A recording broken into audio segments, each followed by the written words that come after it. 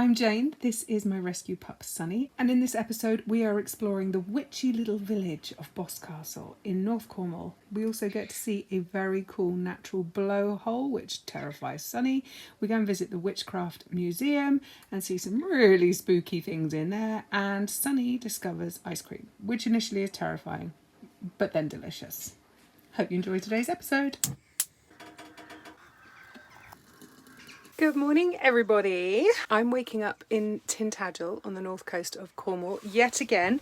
It's my second night staying here on this trip, and it's such a great place. Cheap, campervan friendly, yada yada yada. Go and watch the previous couple of videos if you want to get a feel for this area. So, I'm going to drink my coffee. I'm going to do a little bit of editing. It's still super early in the morning, 10 to 8 in the morning. I've got some rubbish to dump in town before we go, and then we're going to poodle off.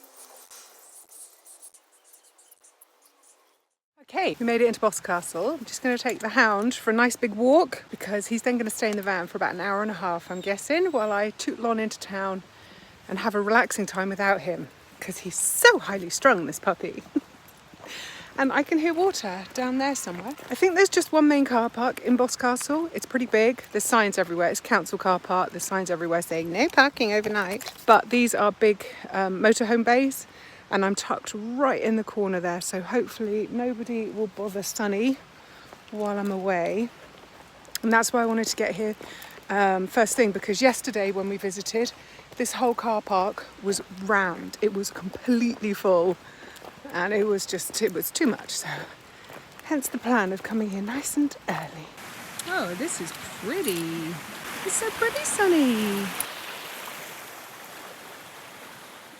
So the car park is literally in the little town centre. Gorgeous.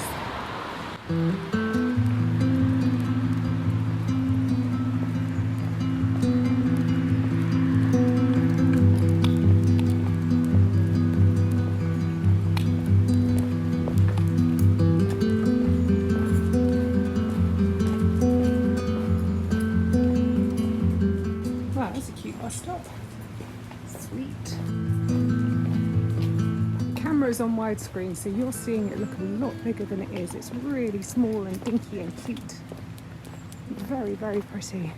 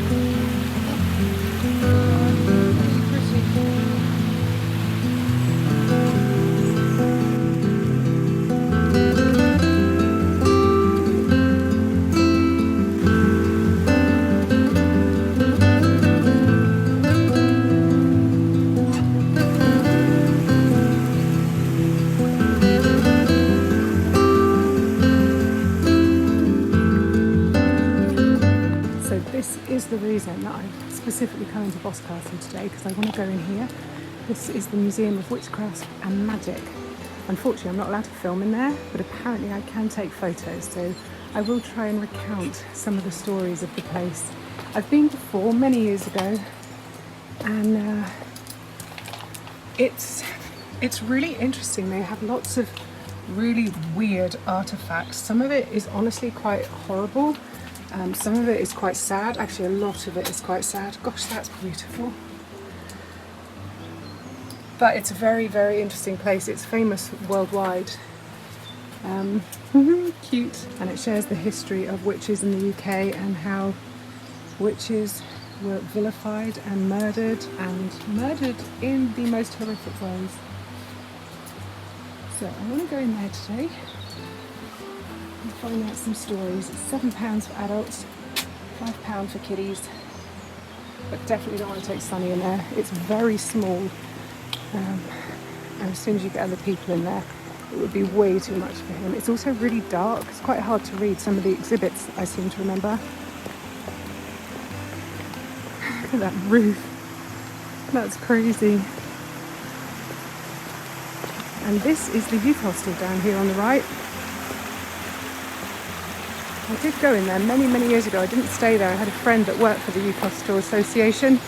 So I have been in the building but not stayed there. But look at that for a location for a hostel. How cool.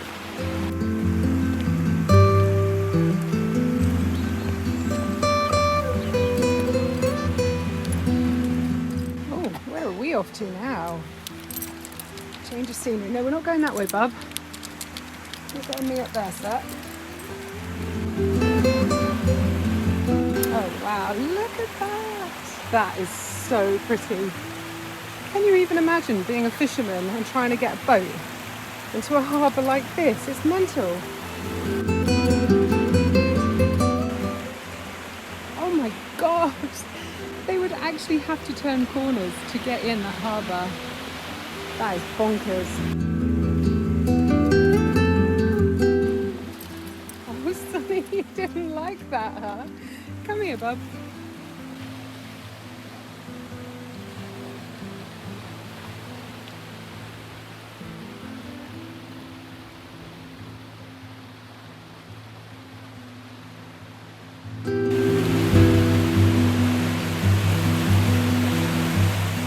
It sounds like thunder. Wow. You don't like that, do you, puppy? You want to go? Yeah. I don't think I've ever seen a blowhole in action like that. That's crazy. Can't you just picture smugglers doing their thing here? I presume that fishing was a big part of Boscastle's history, although how on earth you would get a boat or a ship in through all these rocks, like very scary way to make a living, that's for sure.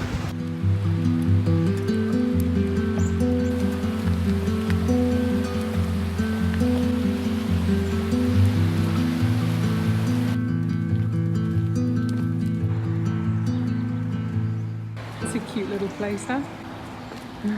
It's so sweet. So the puppy is all settled in the van. He's all cozy. He's got the fan on. He's got a chicken foot to munch on. He doesn't like being left, but he's good as gold. Fingers crossed. So now we're going to head back into the village and go and get Witchy. And the sun's coming out. Thank you, witches. It's a cool place, this. You should definitely come and visit. So as I mentioned before, unfortunately I'm not allowed to film inside the Witchcraft Museum, but I was allowed to take photos. So these are just some random photos of things and exhibits that I thought were interesting. Feel free to pause the video if you've got the interest, and you can read. Some of them have got like little display cards with the exhibits, so you could have a little read. Overall, the vibe or the feeling that I always get when I visit this place is one of deep sorrow and sadness. I have an interest in the esoteric and in herbs and in healing and in things that once upon a time would have got me burned at the stake, no doubt. And to read actual real life stories and accounts of mainly women, but some men as well, but mainly women that were accused of witchcraft and then were slaughtered. Basically, they were murdered in horrendous ways, and some of the contraptions here that was used to either prove a woman's guilt or innocence or to actually murder her, it's horrific. I was really hoping that I would be able to share some specific stories with you, but if I'm honest, I think I would water all of those stories down. So instead, I'm going to link to the museum down below. If you're ever in Cornwall, please go and give it a visit. I think they're open all year round. Oh, and I just wanted to bring up this picture to show you. Back in, don't remember the year, I'm going to pop it on the screen. Boscastle had a massive flood, huge flood. I mean, it was really bad. And this line here was the height that the water came up to, apparently, in these floods. Obviously, the museum is right next to the harbour, and they did sustain a lot of damage, unfortunately, but it's obviously back up and running and really interesting. I just got back to the van. I've been gone 2 hours, and this sweet boy, look, he's sat a million miles away from me now, but he won't leave me alone. But the best bit is, look what I got here. I got him some doggy ice cream. Oh, look at those toes. How cute. What the heck is that, Mum? I've still got the lid on, babe. He's never had ice cream. I'm going to put you guys over here. I'm hoping he likes this because I've got a feeling this is going to be incredibly cute. I don't even know how to open it. Oh, just like that. Oh my God, what is that? So it's vanilla ice cream with added joint aid. God, I need me some of that. What are you doing? What are you doing? Smell it. Sunny. Is that nice, baby boy?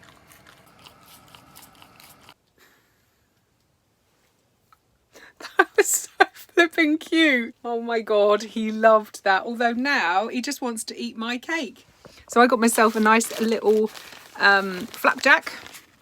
Dairy-free and gluten-free flapjack. And I got a very delicious oat latte. So now Sir has had his.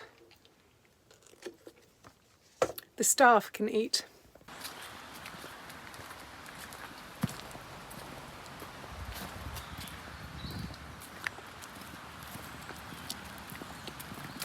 Right, we've just been for a final pee in the woods here. Look at the, this is all woodland that's right next to the car park, which is really handy. So we've just been out and had a final little pee in Boscastle, and now I've just seen on the map that there's a farm shop just up the road. So, you know me, any excuse to go and find some good grub. That's a happy ice cream face. Right, let's go spend lots of money on good food, shall we?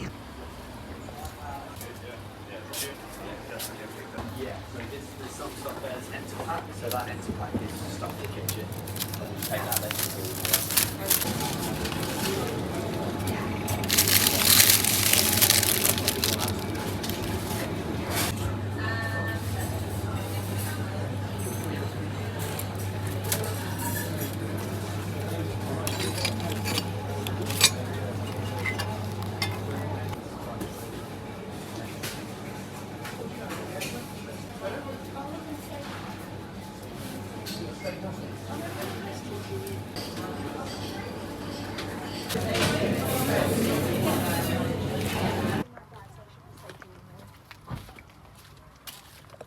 I got crazy busy in that farm shop, so I put my camera away. It was all too much. I got me a little loaf of gluten-free bread. I got an apple because I don't think I've ever seen an apple that colour. And it's, oh, Kissabel. I'm red inside. I am absolutely intrigued about you, but I don't want to eat you right now. I also got a lime, and this is a local company called Wild Pesto, and they make wild garlic pesto every year. And this is the dairy-free one, so it's got no cheese in this one. And it's really delicious. Very pleased to find that. So that, and the mushrooms that I've got in the fridge, and I reckon that sounds like lunch to me. Let's go and find our next park up, shall we? So we've just parked up in this lay-by, which apparently it's on Park for Night. People stop here. This will be the first Park for Night that I've done in England. Don't know how I'm feeling about it. It's definitely not like doing it in Scotland. Because I'm quite open to driving home today. I don't need to stay out another night. But I'm going to get the vibe for the place, first of all, because I'm happy to stay out another night. We haven't got to be anywhere, have we, Pupster? I'm actually thinking it might be lunchtime before we do anything else, so I think I might go and cook some mushrooms.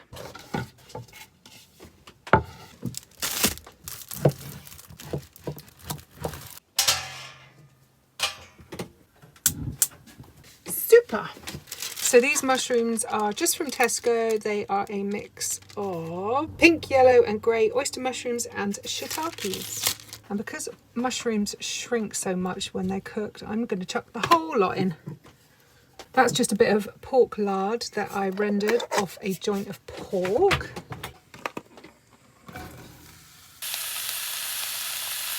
Don't they look pretty?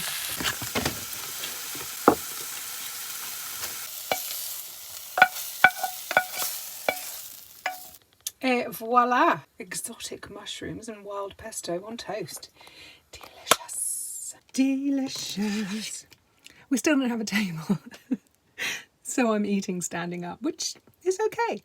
So after this extremely delicious lunch, I got all sleepy, but I just didn't like settle in this park up, so I decided to head on home, go home, see Sassy Cat and Johnny, and end this adventure here. So I hope you've enjoyed this video. Please feel free to whack the thumbs up if you did, and do feel free to subscribe to the channel too if you haven't already, because we have so many fun adventures planned over the next few weeks and months.